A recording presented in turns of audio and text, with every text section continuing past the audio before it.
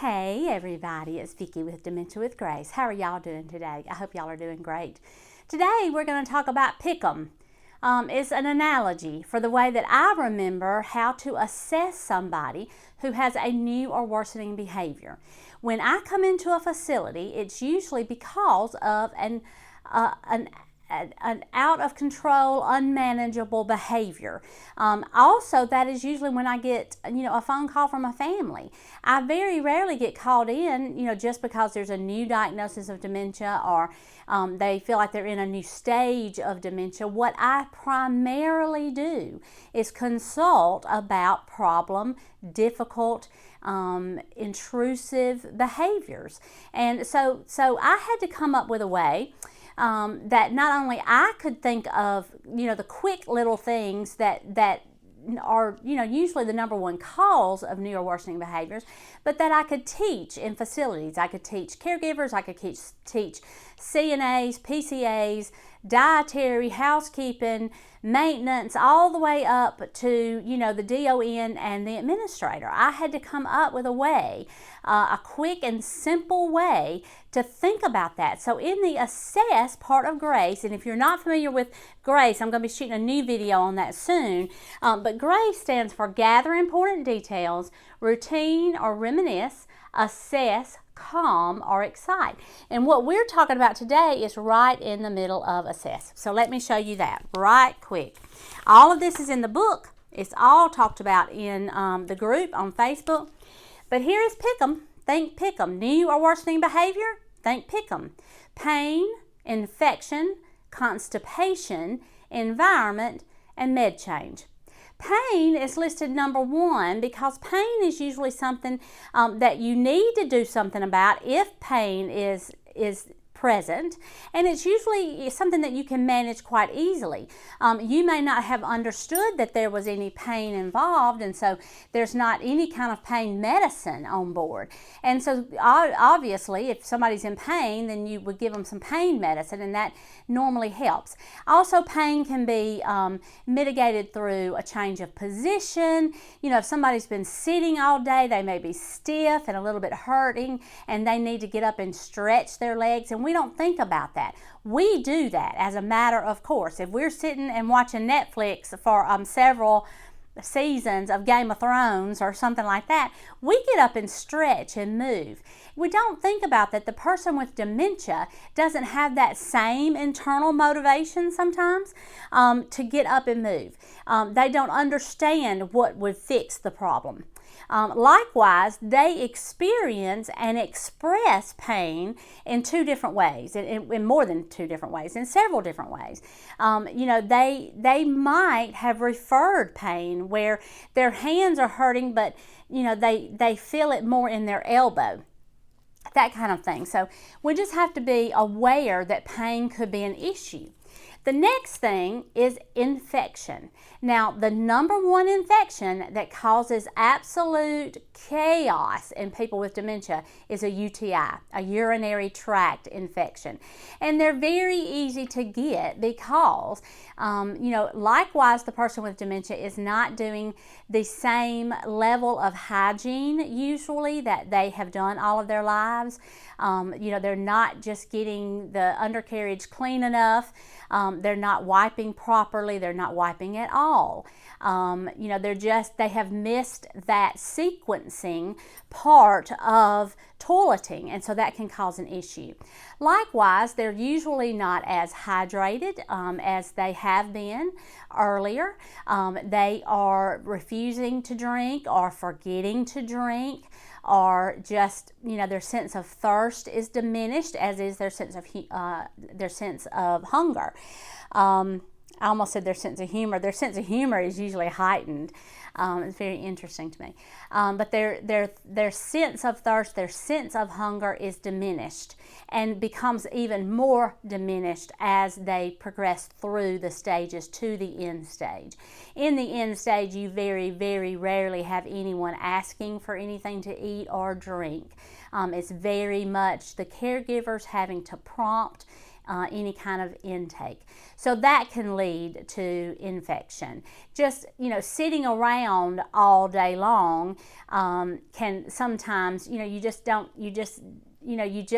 have the same dynamics going on in your body, in your plumbing, that you have when you were up and about and working every day and drinking all day long and needing to go to the bathroom. Same exact thing with constipation, even more so probably with constipation. Also, they're on, usually by the time, they're elderly and are an older person with dementia, and they are getting lots of medicine. Lots of medicines can cause constipation. We don't think about it now because constipation is something that in our world, especially in our first world, America, we don't have a lot of people with chronic constipation. It just doesn't happen like it used to in old days. We're just getting more, it's just not as much of an issue. But let me tell you, 100 years ago, constipation could kill you. Constipation can still kill you. It's just that it just doesn't get to that point. We're able to manage that with different, laxatives and enemas if that has to happen, suppositories, that kind of thing. In the nursing home, they keep a very tight watch on your bowel movements, and if you don't have a bowel movement in 3 days, there's an intervention. There's some Metamucil or some, there's something that happens to prompt that. But let me ask you this, where else do they really keep control or keep a record of your intake and output? A daycare. Because babies also can't tell you that their tummy is hurting or something like that, and so they keep up with not only if they had a bowel movement but the consistency of it. So we do that at the nursing home too, and I would suggest if you're in your own home taking care of somebody that you make that part of your daily journal as well. The next thing is environment. Now, environment covers a whole slew of things. That's if they're hungry, if they're tired, if they're itchy, if they're hot, if they're cold, if they're, if they've been sitting too long and need to stretch their legs, if they've been walking too much and need to sit down and rest.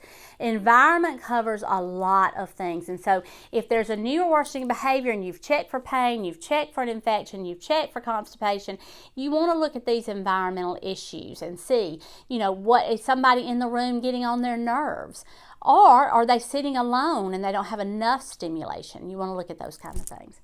Medication change, this one can happen because there's a new medicine on board and it's just not agreeing with them. It can happen because of an increase or a decrease in a dose. And then let's say that they've got pain. We've identified pain. We've got them on a new pain medicine and it's causing constipation. So that's where it can be a multifactorial situation there. So anyway, that's quick on PIC'EM, pain, infection, constipation, environment, and med change.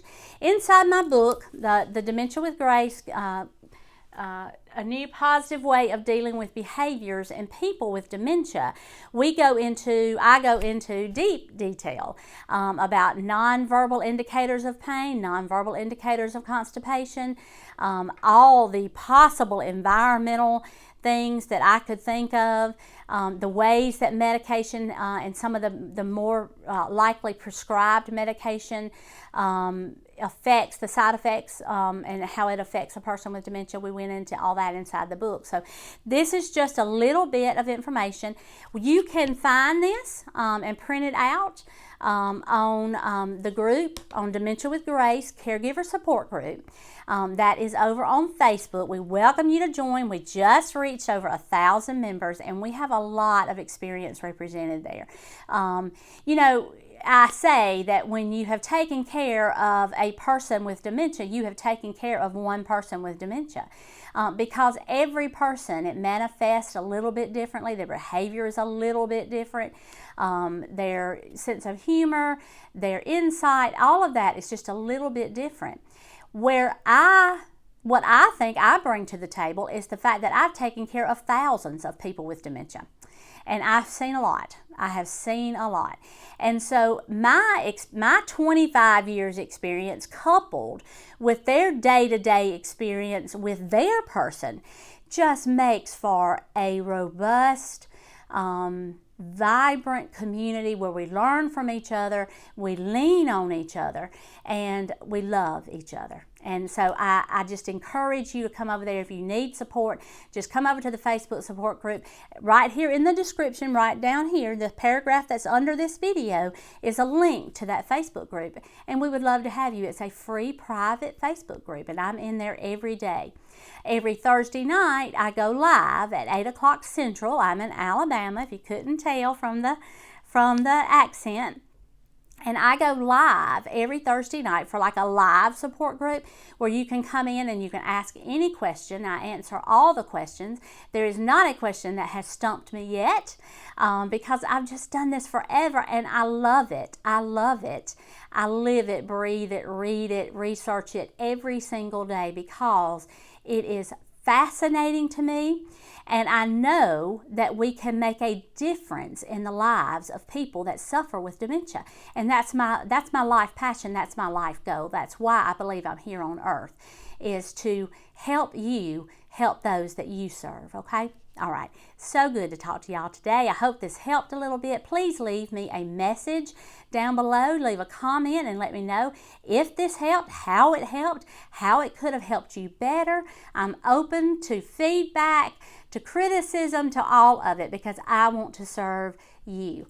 Subscribe, please subscribe, and then hit the little bell so that you'll be notified every Monday, Wednesday, and Friday when I post these new videos, okay? All right, I will see y'all in the next one. Take care. Bye.